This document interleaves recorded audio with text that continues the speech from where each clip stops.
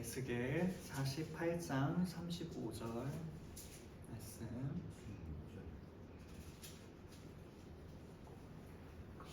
네, 한 절이니까 한 목소리로 봉독하도록 하시겠습니다. 시작.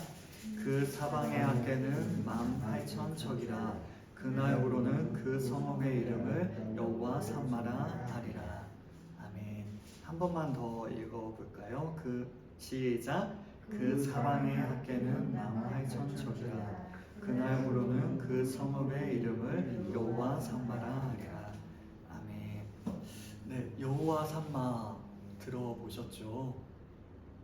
네, 하나님께서 거기에 계신다, 여호와께서 거기에 계신다 라는 것이 바로 여호와 삼마라는 이야기입니다. 우리 생애에 영화로운 순간이 있었다면 그때는 언제였습니까? 인생을 되돌아볼 때 특별한 순간들은 많이 있었던 것 같습니다. 하지만 영화롭다라는 단어와 가까운 순간은 왜인지 조금 막연한 생각이 들더라고요. 그래서 영화로운 순간이 있었는가라고 생각을 해보면 잘 특별히 딱 그 사건 혹은 그 기억처럼 잘 고정된 기억이 떠오르지는 않는 것 같습니다. 그래서 인터넷에 사전적인 의미를 찾아보았어요. 영화롭다. 국어 사전에 의하면 이 단어는 몸이 귀하게 되어 이름이 세상에 빛날 만하다 라는 의미를 지녔다고 합니다. 한 번만 더요. 몸이 귀하게 되어 이름이 세상에 빛날 만하다 라는 게 국어 사전의 의미더라고요. 이름이 이 세상에 빛날 만한 순간, 그렇죠. 우리가 에녹을 통해 나누어 보았던 것 같이 우리의 이름이 세상에 알려지는 게 그렇게 중요하지 않다라고 우리는 계속 나누어 보았습니다. 하나님과 동행하는 인생이 중요한 거죠. 그렇게 따져보았을 때 이 국어 사전적인 의미는 우리에게 커다란 도움이 되지는 않는 것 같습니다. 그래서 성경에서 말씀하시는 바는 무엇일까를 좀 찾아보았어요. 교회 용어 사전에 의하면요, 영화롭다라는 이 단어는 더할 나위 없이 아름답고 존귀하고 빛난 상태가 되다라는 의미를 지니고 있다고 합니다. 한 번만 더요. 더할 나위 없이 아름답고 존귀하고 빛난 상태가 되다라는 뜻을 지니고 있다고 합니다. 조금은 느낌이 오시나요? 아름답고 존귀하고 빛난 상태, 우리의 상태인가요? 아니요. 그런 분이 한 분 기억이 나시죠? 하나님. 즉 하나님께서 행하시거나 혹은 하나님과 관련된 사람들에게 붙여지는 것이 바로 영화롭다라는 단어인 것입니다. 로마서 8장 30절의 말씀입니다. 또 미리 정하신 그들을 또한 부르시고 부르신 그들을 또한 의롭다 하시고 의롭다 하신 그들을 또한 영화롭게 하셨느니라. 하나님께서는 친히 부르신 이들을 영화롭게 하십니다. 우리가 영화롭게 한 것이 아니라는 것이죠. 하나님께서 친히 영화롭게 하여 주십니다. 따라서 우리에게 영화로운 순간이 있었다면 그것은 우리 스스로가 만들어낸 순간이 아니라 하나님께서 행하여 주신 일 혹은 하나님께서 우리들에게 이루어 주신 일이라 라고 이야기할 수 있을 것입니다. 하나님께서 친히 우리를 영화롭게 하여 주시는 것입니다. 하나님께서는 창세전에 이미 우리들을 알고 계셨습니다. 그리하여 친히 우리들을 불러주십니다. 우리 주 예수 그리스도의 십자가를 통하여 우리를 의롭다 하시고 또한 그 십자가 아래에 우리로 머물게 하시며 그러한 우리들을 하나님의 자녀로 삼아 주십니다. 의롭다 여겨질 수 없는 죄인이 의롭다고 칭하여지며 원수 되었던 자들이 하나님의 자녀가 되었습니다. 하나님의 자녀, 왕의 왕이시며 주의 주이신 이 세상의 유일한 통치자의 자녀가 바로 우리들이 되어지는 것입니다. 이것보다 더 영화로운 일이 우리에게 있을까요? 네, 아마도 없을 것입니다.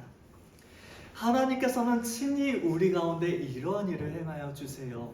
우리를 그 큰 구원 가운데 건져내어 주시며 우리를 하나님의 사랑받는 자녀들로 삼아 주십니다.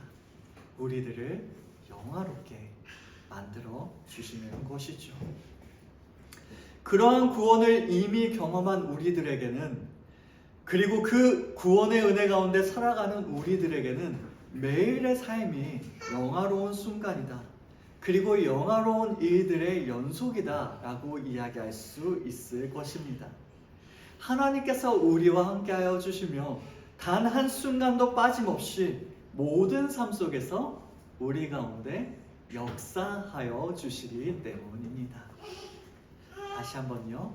영화롭다는 것은 우리가 하는 것이 아니라 하나님께서 하여 주시는 일들이라고 이야기했습니다. 다시 말해 우리의 매일의 삶 속에서 하나님께서 간섭하여 주시고 우리를 지켜주시고 우리를 보호하여 주심으로 말미암아 하나님께서 매일의 그 순간 가운데 역사하여 주심으로 말미암아 우리는 날마다 매 순간을 영화롭게 살아갈 수 있게 되는 것이지요. 더욱이 이렇게 좋은 장소에서 예배드릴 수 있다는 것이 얼마나 우리에겐 영화로운 일입니까? 이 일 자체가 하나님께서 하신 일이라고 우리는 고백하지 않을 수가 없습니다. 하나님께서 함께하여 주셨기 때문에 지금 여기에도 하나님께서 함께하고 계신 줄로 믿습니다. 그 하나님께서 함께하여 주시기에 우리가 이 자리에서 예배드릴 수 있다는 것 자체가 우리에게 너무나도 영화로운 일이고, 또한 그 자체가 우리에게 너무나도 감동적인 일이고 너무나도 감격적인 일인 줄로 믿습니다. 저는 어렸을 적에 비슷한 경험을 한 적이 있는 것 같아요. 그때는 예전에도 한번 말씀드린 것처럼 교회 건축을 경험했던 일입니다. 제가 유치원생 정도 나이 정도였을 때 출석하던 교회를 건축하게 되었거든요. 어머니께서는 그 건축하는 곳에 일하시는 분들을 위해서 국수를 쌓는 일들의 그 팀을 이루어서 항상 봉사를 하셨었고, 아버지께서는 트럭을 운전하셔서 거기에 건설에 필요한 자재들을 운반하시는 일을 돕는 일을 섬기셨습니다. 그러다 보니까 저도 자연스럽게 그 현장에 자주 가게 됐던 것 같아요. 저뿐만이 아니라 거기서 섬기시는 분들의 자녀분들은 항상 거기에 모여서 같이 놀았던 것 같습니다. 그 공사판이 저희들의 놀이터가 된 거예요. 그때의 경험이 지금 저의 사역의 방향에 굉장히 큰 영향을 주게 되었습니다. 물론 양보다는 질이 중요하다고 말을 할 수도 있겠지만요. 그럼에도 불구하고 교회에 머무는 시간이 길어지면 길어질수록 교회를 사랑하는 마음이 커질 수밖에 없습니다. 제가 아이들 사역할 때 여기에 초점을 굉장히 많이 맞췄거든요. 그래서 저는 사실 신방도 잘 안 다녔습니다. 그래서 저희 청년부 교육자분이 저보고 되게 신기하다고, 어떻게 애들 신방을 그렇게 안 다니냐고. 저는 그렇게 생각했거든요. 결국 아이들 학교 앞에 찾아가고 신방하는 이유가 교회에 오라고 가는 거잖아요. 그렇다면 저는 오히려 그냥 교회에 왔을 때 행복한 기억들을 심어줄 수 있고, 교회에 왔을 때 제가 최선을 다해주는 것이 오히려 아이들이 교회에 머물 수 있도록 도와주는 거라고 저는 생각을 했거든요. 그리고 실제로 저의 마음을 알아주었던 아이들은 아직도 연락을 해요. 한 6년, 7년 전인데 그 아이들이 교회에서 머물게 되었고 맨날 교회에서 놀았어요. 그게 저의 너무 행복한 일이었거든요. 장로님들이랑 권사님들은 항상 눈에 가시였습니다. 애들이 교회에 머물면 사건 사고가 그러니까 교회 안에서 일어나는 거거든요. 그리고 뭐 애들 아시죠? 에어컨 틀어놓고 그냥 가버리고 막 그러다 보니까 아껴야 될 것들을 아끼지 못하고 많은 문제들이 생기게 되는 거예요.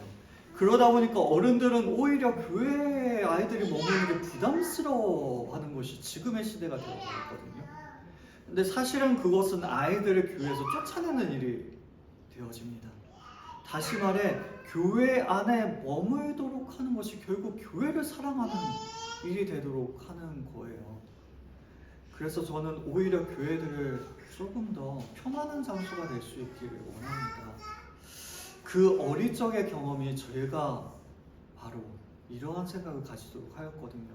그 아무것도 모르는 아이가 교회에서 예배를 열심히 들었던 것도 아니었어요.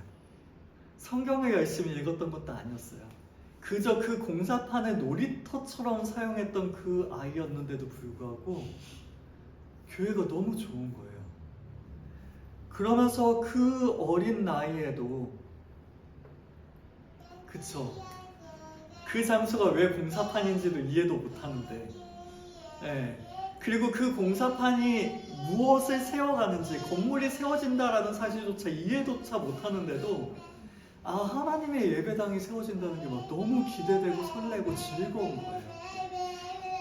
그 가운데서 정말로 하나님 아버지를 향한 그 마음이, 그 사랑하는 마음이 생겨났던 것 같습니다.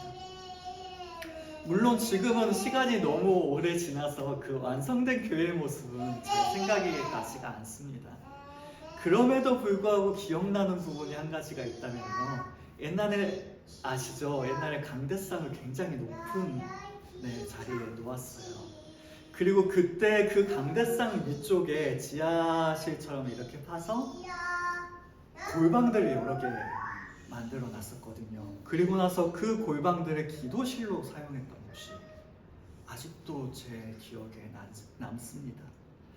물론 기도하는 장소가 어디인가라는 문제는 아시죠? 전혀 문제가 되지가 않습니다. 하나님께서는 어디에나 계시고 또한 어느 곳에서 우리가 기도를 드리든지 하나님께서 그 모든 기도에 응답하여 주시기 때문에 기도의 장소가 어디냐라는 것은 절대로 중요한 것이 아닙니다. 그럼에도 불구하고 그 정신만큼은 아직도 저에게 많은 교훈을 줘요. 그것은 바로 강대상 밑에 있는 기도글, 기도와 말씀을 떼어놓을 수 없다라는 그 정신만큼은 아직도 제 마음속에 남아 있습니다. 실제로 교회에 놀러 갔을 때 그 골방들에서는 언제나 기도의 소리가 들려왔던 것 같아요. 어렸을 때는 막 그 방언하는 기도 소리나 뭐 그런 것들이 조금 무섭게 느껴지기도 했거든요. 하지만 그게 기도의 소리라는 이야기를 듣고 나서는 어느샌가 제 마음이 굉장히 많이 편안해졌던 것 같습니다.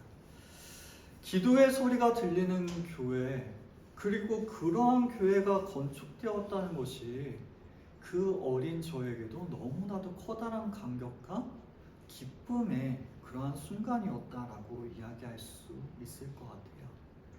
그 교회가 나의 교회라는 게 얼마나 자랑스러웠는지, 어렸을 적에 제 꿈이 권사님이 되는 거였어요. 근데 얼마 지나지 않아 남자는 권사가 될 수 없다는 사실을 금방 깨닫게 되었지만 말입니다. 오늘 이 자리에 함께 모여 예배드리는 그 순간이, 어렸을 적의 그 기쁨의 순간이 다시 한번 반복되는 것 같아서 저에겐 너무나도 행복한 순간이 아닌가라는 생각을 해보았습니다. 비록 새로운 건물을 건축한 것은 아니지만 아시죠? 그의 비준한 헌신과 그의 비준한 마음을 정말 하나님 앞에 바쳤기 때문에 우리가 이 자리에 있는 것이라고 저는 믿습니다. 그 헌신의 손길들이 모여서, 또한 그 기도의 손길들이 모여서 우리가 이 자리에 예배드릴 수 있음을 저는 기억합니다. 그리고 수많은 어려움으로 인하여 너무나도 많은 고민과 또한 염려로 기도하였던 그 모든 순간들을 지나오도록 하여 주신 그 하나님의 도우심이, 일이 잘 풀리지 않는 순간에도 정말로 생각지도 못한 그런 새로운 기회들을 우리 앞에 열어주시고 우리를 인도하여 주신 그 하나님 아버지의 이끄심이 우리를 이 자리로 인도하여 주신 줄로 믿습니다. 하나님께서 일하셨고 하나님께서 우리를 여기로 불러주셨으며 또한 하나님께서 세워주셨다면 지금 이 자리에 하나님께서 함께 하여 주시는 줄로 믿습니다. 그 하나님께서 우리와 함께 하십니다. 여호와 삼마, 그것이 바로 이 자리인 줄로 믿습니다. 무슨 말씀을 나누어야 할까 정말 많이 고민을 했는데요.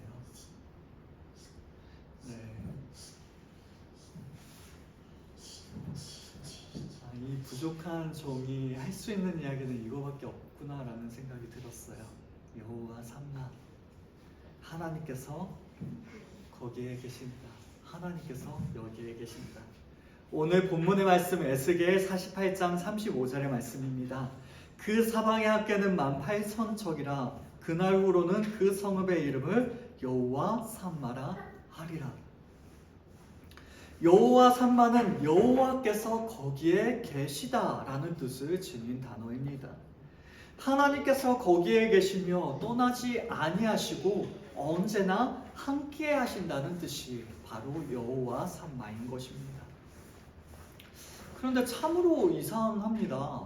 하나님께서는 어느 곳에나 계시는 하나님, 다시 말해 편재하시는 분이 바로 하나님이십니다. 하나님께서 계시지 않으시는 곳은 그 어디에도 존재하지 않으며 존재할 수도 없습니다. 그러한 고백을 하였던 것이 바로 솔로몬이었습니다. 솔로몬은 성전을 건축하고 감격하여 이러한 기도의 고백을 하나님 앞에 올려드립니다.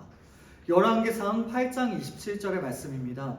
하나님이 참으로 땅에 거하시리이까 하늘과 하늘들의 하늘이라도 주를 용납하지 못하겠거든 하물며 내가 건축한 이 성전이오리이까. 하나님께서는 하나님의 임재의 상징인 언약궤를 이스라엘 백성들에게 주셨고 그 언약궤는 성막 안에 두어지게 되었습니다. 그때 성막 위로는 구름이 가득하게 되었고 그 위에는 하나님의 영광이 충만하게 나타나는 그 하나님의 임재를 하나님께서 나타내 보여주셨습니다. 그리고 이제는 솔로몬은 성막을 대신하여 드디어 성전을 건축하였습니다. 그러하기에 성막에 하나님의 임재가 임하였다면 이제는 성전에 하나님의 임재가 거할 것이다. 마땅히 그 성전의 여호와 삼마, 하나님께서 거기에 계신다라고 생각할 수도 있었을 것입니다. 하지만 솔로몬은 그렇게 고백하지 않았습니다. 하나님이 참으로 땅에 거하시리까 하늘과 하늘들의 하늘이라도 주를 용납하지 못하겠거든 하물며 내가 건축한 이 성전이오리까. 그는 이렇게 고백하고 있는 것입니다. 사람이 살아가는 이 땅뿐만 아니라 하늘도, 하늘의 하늘도, 그 드넓은 우주 공간까지도 그 크고 놀라우신 하나님을 절대로 수용할 수 없다라고 그는 고백하고 있는 것입니다. 그리할진대 사람이 지은 그 조그마한 성전이 감히 하나님의 처소가 될 수가 있겠습니까? 무한하시고 강대하신 하나님의 처소를 유한한 존재인 우리들이 짓는다는 것은 절대로 도저히 불가능한 일입니다. 바로 그 사실을 솔로몬은 고백하였던 것입니다. 그렇다면 여호와 삼마는 어떻게 된 것일까요? 무한하신 그 하나님을 어디에나 계시는 그 하나님을 거기에 계시다 라는 말로 다시 제안하고 있는 것일까요? 결론부터 말씀드리자면 그러한 의미가 아닙니다. 새롭게 지어질 성읍의 이름을 여호와 삼마라고 부른 것은 비록 택한 백성들이 범죄하여 하나님을 떠났을지라도 하나님께서는 그들을 떠나지 아니하시고 그들과 함께 하신다는 뜻을 지니고 있는 것입니다.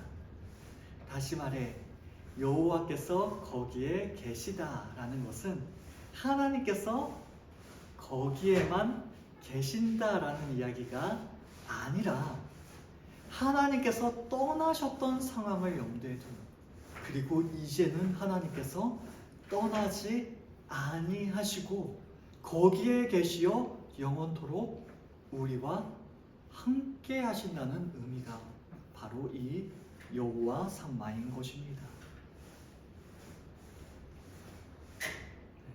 우리가 예배드리는 순간만 하나님께서 이 자리에 계신 것이 아닙니다.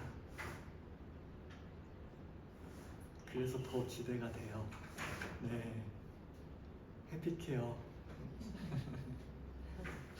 하나님께서 도대체 어떻게 하시려고 하나님께서 거하시는 이 자리로 우리를 인도해 주신 것일까요? 과거의 이스라엘은 하나님의 백성들이었음에도 불구하고 하나님과 상관없는 삶을 살아왔습니다. 심지어는 하나님을 대적하는 삶을 살았습니다. 생명 되신 그 하나님과 자신을 스스로가 분리시키고 마치 거대한 담을 쌓듯이 죄를 차곡차곡 쌓아가기 시작하였습니다. 그리하여 자신들 스스로가 사망을 향해 달려가는 삶을, 저주와 파멸을 고집스러우리만큼 포기하지 않고 끝까지 붙잡고 살아가는 삶을 살아갔습니다. 마치 하나님께서 이 새로운 성읍을 지으시는 것처럼 자기 자신들 또한 스스로를 위한 성읍을 지우고 그 성읍에서 하나님을 내어 쫓는 일을 자행하였던 것이 바로 그들의 모습이었던 것입니다. 자신의 마음에 철옹석처럼 벽을 세우고 새로운 왕이 와서 통치하지 못하도록, 하나님이 통치하지 못하도록, 왜요? 자기 자신이 왕노릇하기 위하여 그렇게 살아가기를 원하였던 것이 바로 그들의 모습이었습니다. 바로 이러한 모습이 우리 죄인들의 모습인 것이에요. 그 모든 죄악들은 그리고 그 죄, 우상 숭배들, 자기 자신을 사랑하는 그 마음들은 결국 하나님을 내어 쫓는 일이 되어버리고 말았습니다. 에스겔은 바로 그러한 환상을 보고 있습니다. 에스겔 10장 18절의 말씀입니다. 여호와의 영광이 성전 문지방을 떠나서 그룹들 위에 머무르니, 하나님의 영광이 있어야 할 그 성전에서 이제 하나님의 영광은 떠나버리게 되었습니다. 그들의 죄악은, 그리고 우리의 죄악은 하나님의 처소인 성전에서마저 하나님을 떠나시게 했습니다. 그 어디에도 하나님께서 머무르시지 못하도록 그 자리에는 자기 자신들이 원하는, 자신들이 사랑하는 것들만이 머물도록, 우리들이 사랑하는 죄만이 머물도록 하였던 것이 바로 우리의 과거였던 것입니다. 이스라엘은 멸망하게 되었습니다. 그리고 바벨론의 포로가 되었습니다. 그 이유는 바로 여기에 있습니다. 다른 이유 때문이 아니에요. 하나님께서 떠나셨기 때문입니다. 그로 말미암아 유다 왕국은 멸망하여 예루살렘은 점령당하게 되었고 성전은 유린당하게 되었습니다. 그들에게는 더 이상 소망이 없어 보였습니다. 다른 누군가가 아니라 자기 스스로가 하나님께서 떠나실 수밖에 없는 죄악된 삶을 살아왔기 때문에, 그리고 지독하리만큼 고집스럽게 내 자신을 위하여 살아갔기 때문에 그러한 결과를 얻게 되었기 때문입니다. 하지만 아시죠? 하나님께서는 자기 백성들을 절대로 버리지 아니하셨습니다. 하나님의 자비와 긍휼은 그들의 완악한 마음까지도 변화시킬 만큼 너무나도 뜨겁고 너무나도 강렬한 것이었기 때문입니다. 에스겔 11장 19절과 20절의 말씀입니다. 내가 그들에게 한 마음을 주고 그 속에 새 영을 주며 그 몸에서 돌 같은 마음을 제거하고 사일처럼 부드러운 마음을 주어 내 율례를 따르고 내 율례를 지켜 행하게 하리니 그들은 내 백성이 되고 나는 그들의 하나님이 되리라. 하나님의 자기 백성들을 향한 그 압도적인 사랑은 돌같이 굳어서 바늘 하나 들어가지 않을 것 같은 그 마음들을 녹였고 그리고 부드럽게 만들었습니다. 그 하나님의 풍성하신 은혜는 하나님을 내어 쫓는 인생들에게 하나님의 율례와 규례를 지켜 행하기까지 차고 흔들어 넘치도록 부어졌습니다. 성령님을 통하여 우리에게 주어지는 하나님의 임재는 마른 뼈라는 건요, 다시 살아날 소망조차 없는 완벽한 죽음의 상태에 있는 것입니다.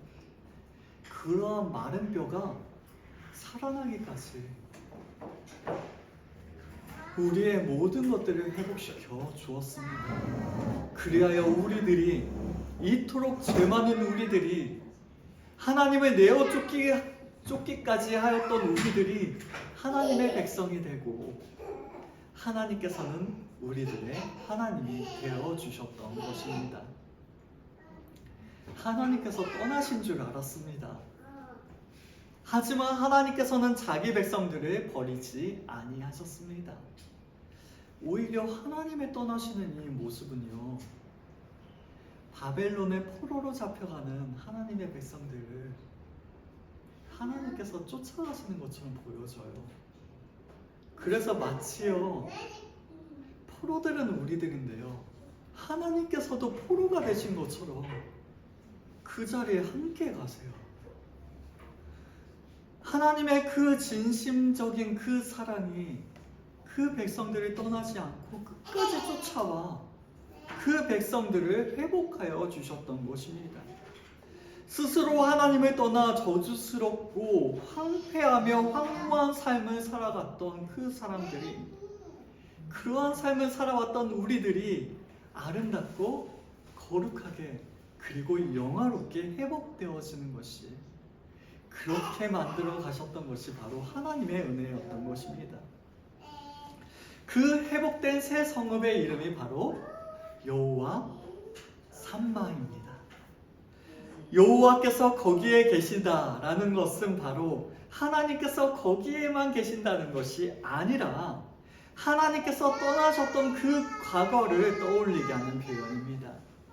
다시 말해 앞에서 이야기하였던 것처럼 하나님께서 떠나지 아니하시고 영원토록 거기에 계시며 영원토록 자기의 백성들과 함께 하실 것을 말씀하여 주시는 것이 바로 여호와 삼마인 것입니다. 하나님께서 떠나셨을 때 그 사람들이 겪게 되었던 것은 멸망이었고 또한 포로로 잡혀가는 일이었습니다. 그들이 겪을 수밖에 없었던 것은 사망이요 저주이며 파멸뿐이었습니다. 반면에 여호와 삼마, 하나님께서 함께하여 주실 때에는 하나님의 보호와 하나님의 은혜와 하나님의 인도가 우리에게 부족함 없이 주어지게 됩니다. 오히려 우리의 연약한 이 그로스는 감당조차 할 수 없을 만큼 풍성한 축복이 주어지게 됩니다. 선하고 신실하신 그 하나님의 인도하여 주심이 영원토록 우리의 삶에 임하게 되는 것입니다. 하나님의 백성들이 이제 다시는 죄악을 행하지 아니할 것이며 하나님의 인지하심 속에서 영원토록 복락을 누리게 되는 것이 바로 이 새 성읍의 모습인 것입니다. 그러하게 여호와 삼마는 궁극적으로는 아직은 이루어지지 않았다라고 이야기할 수 있을 것입니다. 다시 본문의 말씀 에스겔 48장 35절을 보시길 바랍니다. 그 사방의 합계는 18,000척이라 그날 후로는 그 성읍의 이름을 여호와 산마라 하리라. 여기 중간 부분에 나오는 단어가 그날 후로는입니다. 그날 후로는. 네, 괜찮아요. 네. 그날 후로는. 네. 이 단어를 좀 기억하시길 원해요. 그날 후로는. 에스겔은 아직 바벨론에서 남은 자들과 함께 포로로 생활하고 있었던 상황 가운데 있었습니다. 그 포로 생활을 하고 있던 중에 환상을 통하여 미래에 일어날 일을 비전으로 바라보게 되었던 거예요.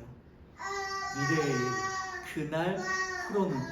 그 이야기는 그날이 아직 오지 않았다라는 것입니다. 백성들은 아직도 바벨론에서 포로 생활을 하고 있었지만 하나님께서 약속하신 그 시간이 되게 된다면 그들은 회복된 땅에서 각 지파대로 공평하게 땅을 분배받고 하나님께서 주신 그 분깃을 따라 살아가게 될 것입니다. 하나님의 때가 되면 예루살렘에 다시 성전이 세워지고 제사장의 집례에 따라 하나님께 제사를 드리게 될 것입니다. 그날 이후로는 잠시 중단되었던 그 제사장 나라에 대한 하나님의 비전이 회복되어져서 하나님께 다시 한번 온전한 예배를 드리게 되는 것입니다. 여기에 한 번 더 강조할 점이 있어요. 하나님께서 우리를 회복시켜 주시는 것은 결국 제사장 나라, 즉 하나님께 예배드리도록 우리를 회복시켜 주시는 것입니다. 우리가 이 자리에서 예배드리는 것이 큰 기쁨일 수밖에 없는 것이 바로 여기에 있어요. 하나님의 인도하심, 하나님의 회복하여 주심이 우리 가운데 임하게 되는 것입니다. 여호와 산마, 이 성읍은 궁극적으로 마지막 날에 건설될 새 하늘과 새 땅에서 종말론적으로 이루어질 성읍, 곧 하나님의 나라가 온전히 이루어지는 그날을 바라보도록 합니다. 분명 여호와 산마는 장차 새 하늘과 새 땅에 도래할 때 완전하게 이루어질 성읍이며 또한 그날에 우리에게 온전히 이루어질 나라입니다. 그렇다면 지금은요? 네, 그렇죠. 언제나 성경이 이야기하고 있는 것은 이미와 아직이에요. 네, 이미 우리 가운데 이루어졌지만 아직 완성되진 않았다. 다시 말해 그날 후로는 이 말씀은 아직 우리에게 완성된 것은 아닐지라도 이미 우리 가운데 시작되어진 것이라고 우리는 이야기할 수 있습니다. 여호와께서 거기 계시다는 이 말은 하나님께서 우리와 함께 하신다는 말로 또한 표현할 수 있기 때문입니다. 하나님께서 우리와 함께 하신다. 네, 성경은 누구를 가리켜 이 이름을 붙였었죠? 예수님. 네, 예수님을 가리켜 네 글자로 임마누엘이라고 이름을 붙였었죠. 즉 여호와 산마는 성자 하나님이신 우리 주 예수 그리스도께서 그의 백성들 가운데, 다시 말해 우리를 가운데 오심으로 말미암아 이미 우리 가운데 시작되어졌습니다. 또한 우리 안에 내주하시는 성령님을 통하여 지금도 우리 가운데 이루어져 가고 있습니다. 우리는 현재 하나님의 보호와 은혜가 임하는 성읍, 다시 말해 그 성읍은 여호와 산마, 하나님께서 거기에 계신다. 하나님께서 우리와 함께 하신다. 임마누엘. 그 성읍은 누구예요? 예수님이에요. 네, 예수 그리스도 안에서 살아가는 우리들이 하나님께서 우리와 함께하여 주시는 그 보호와 은혜들을 누리도록 하여 주시는 것입니다. 우리가 이 사실을 기억한다면, 우리가 그 주님 안에 머물며 하나님의 여호와 산마를 경험하고 있음을 우리가 기억한다면 우리는 이 세상에서 담대한 삶을 살아갈 수 있을 줄로 믿습니다. 어떠한 경우에도 낙심하거나 실망하지 않을 수 있을 줄로 믿습니다. 평안할 때에는 평안과 형통함을 허락하여 주시는 그 하나님 아버지의 인재를 체험하게 될 것이고, 또한 세상의 풍파와 어려움이 닥쳐올 때에는 그 환난을 이기도록 격려하시며 또한 도우시는 그 손길로 말미암아 우리를 너무나도 사랑하여 주시는 그 자애로운 하나님을 우리가 경험할 것이기 때문입니다. 하나님과 더불어 함께하는 인생, 또한 그분과 동행하는 그 축복된 삶은 우리로 언제나 늘 승리하는 삶을 살아가게 하여 주실 것입니다. 그러하기에 우리의 매일매일은 무슨 일이 닥치든 더욱 믿음을 굳게 하는 삶, 더욱 하나님께서 함께하여 계심을 확실하게 믿어가는 삶, 확신하는 삶이라고 이야기할 수 있을 것입니다. 그것이 여호와 삼마, 하나님께서 거기에 계시며 영원토록 함께 하시는 삶, 하나님의 보호와 은혜가 임하는 성읍, 우리 주 예수 그리스도 안에서 살아가는 삶인 것입니다. 그렇습니다. 우리는 하나님의 임재 가운데 살아가고 있습니다. 하나님의 은혜 안에 머무는 삶을 살아가고 있습니다. 하나님께서 함께 하시는 삶, 그것이 얼마나 우리에게 영화로운 삶인지요. 그것이 얼마나 아름답고 영광스러우며 축복된 것인지 우리는 잊지 않아야 하는 것입니다. 그리하여 우리 모두가 죄의 자리를 벗어나 오직 하나님의 임재에 합당한 삶을 살아갈 수 있기를 원합니다. 그러한 삶은 바로 하나님과 동행하는 삶, 먼저 그의 나라와 그의 의를 구하는 삶이 우리의 삶이 되어야 할 줄로 믿습니다. 그리할 때 하나님께서는 여호와 삼마, 주님의 재림 때 온전히 이루어질 그 하나님의 나라가 우리에게 이르기까지 우리와 함께 하시며 우리를 지키시고 우리를 보호하여 주실 줄로 믿습니다. 마지막으로 한 번만 더, 그날 후로는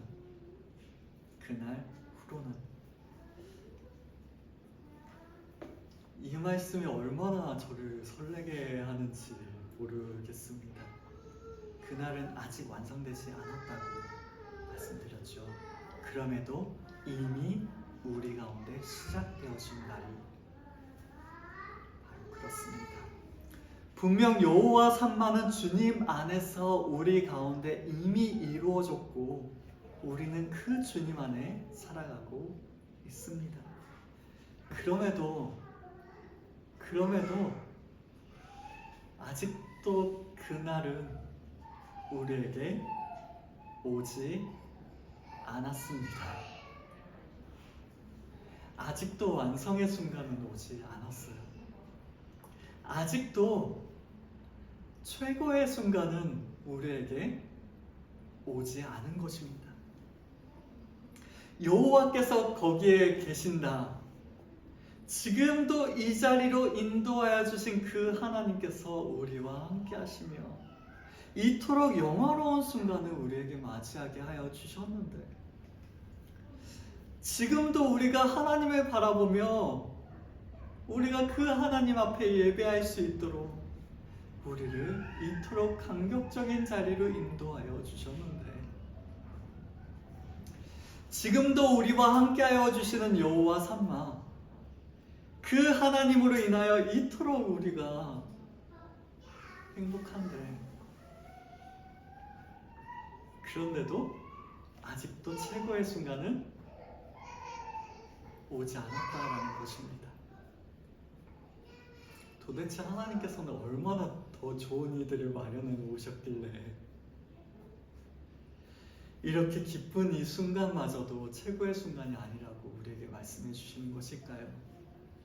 도대체 얼마나 놀라운 일들을 우리를 통해 이루어 가시려고 하시길래, 도대체 얼마나 많은 영혼들을 우리 교회를 통하여 회복시키시려고 하시길 원하시는지, 그리고 하나님께서 얼마나 우리와 함께하여 주실 것이기에 이러한 말씀을 주시는지 저는 꿈꾸지 않을 수 없는 것입니다. 우리 교회뿐만인가요? 아니요. 우리 해피케어를 통하여서도, 또한 우리 아버지의 사업을 통하여서도 하나님께서 얼마나 더 크고 놀라운 일들을 행하여 주실 것이기에 아직 그날은 오지 않았다라고 말씀하시는 것일까요? 네, 우리는 정말로 꿈꾸지 않을 수가 없는 것 같습니다. 그래서 이 자리에 하나님께서 우리와 함께 하신다는 이 여호와 삼마가 정말 너무나도 행복한 것 같아요. 그 하나님께서 함께 하시기에, 그 하나님께서 우리를 영화롭게 하셨고 지금 이 순간도 영화롭게 하시며 또한 앞으로도 영화롭게 하실 것이기에 우리는 더욱더 꿈을 꾸며 그 하나님 아버지를 바라보게 되는 것입니다. 바라고 원하는 것은 우리가 이 말씀을 기억할 수 있길 원합니다. 여호와 삼마, 여호와께서 거기 계시다. 우리 교회가, 그리고 바로 이 자리가 하나님께서 함께 하시는 자리, 그리고 하나님을 만나는 자리, 그 풍성한 은혜를 누리는 그 자리가 될 수 있기를 주님의 이름으로 축원합니다. 그리하여 우리 또한 그 하나님 아버지의 임재를 경험하고 그 하나님과 함께하며 이토록 놀라운 은혜들을 경험할 수 있는 우리, 이토록 행복한 일들을 경험할 수 있는 우리, 이토록 영화로운 일들을 경험할 수 있는 우리 모두가 될 수 있길 원합니다. 네, 그렇습니다. 하나님께서 우리와 함께 하십니다. 기도하시겠습니다. 하나님